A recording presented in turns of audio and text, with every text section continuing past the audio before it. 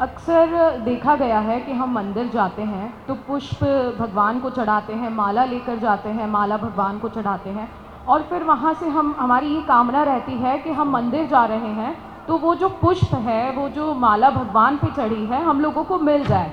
बहुत जी। सारे लोग यहाँ ऐसा करते होंगे। तो महाराज जी, मैं ये पूछना चाह रही थी कि वो माला जो भगवान पे चढ़ी है वो हमें वापस मिलती है, जो जिसकी हम कामना करते हैं कि कैसे भी ये भगवान का प्रसाद हमें मिल जाए, जी। लेकिन उस माला का उपयोग मेरे ख्याल से सही नहीं होता उसके बाद, या हम कहीं रख देते हैं या उसको पानी में विसर्जित कर देते हैं और बहुत सारे लोग इस चीज़ का ध्यान भी नहीं रखते। तो उस जो प्रसाद रूप में हमें भगवान पे अर्पित माला मिली है या फूल मिले हैं, उसका क्या करना चाहिए? जो प्रसाद रूप में, जैसे हम बिहारी जी गए, जैसे हम कहीं भी तीर्थ धामों में गए, वहाँ से हमें तुलसी की माला प्रसाद में, गुलाब की माला प्रसाद में, कमल की माला प्रसाद में मिलती है। तो पहले ये समझना होगा प्रसाद का तात्पर्य क्या होता है। प्रसाद मीन्स क्या होता है, प्रसाद का फुल फॉर्म क्या है। प्रसाद का फुल फॉर्म होता है प्रा मतलब प्रभु के, सा मतलब साक्षात, दा मतलब दर्शन। जब प्रसादी मिल जाए उसे बोलते हैं निर्माल्य।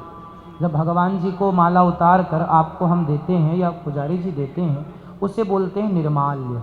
ठाकुर जी की उतारी हुई प्रसादी, उसे क्या करना चाहिए, उस प्रसादी को, उसमें जो भी माला में खुशबू है, तुलसी में, गुलाब में, सब में अपनी खुशबू होती, उसे ग्रहण करना चाहिए।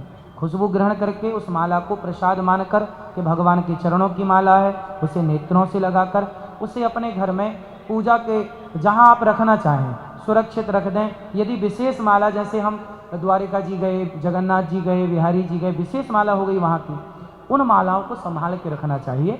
सूख जाए तो रहे किसी जगह पर स्थापित कर दीजिए उसे, और जब भी आप उस माला को देखेंगे तो आपको उस माला का दर्शन होते ही बिहारी जी की याद आ जाएगी।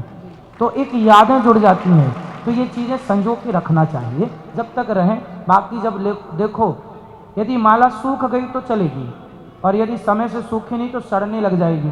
फिर उसको आप किसी नदी में गड्ढा खोद के, हमें नदियों में माला, मूर्ति, कागज, फटी हुई तस्वीरें, इन्हें पानी में नहीं छोड़ना चाहिए।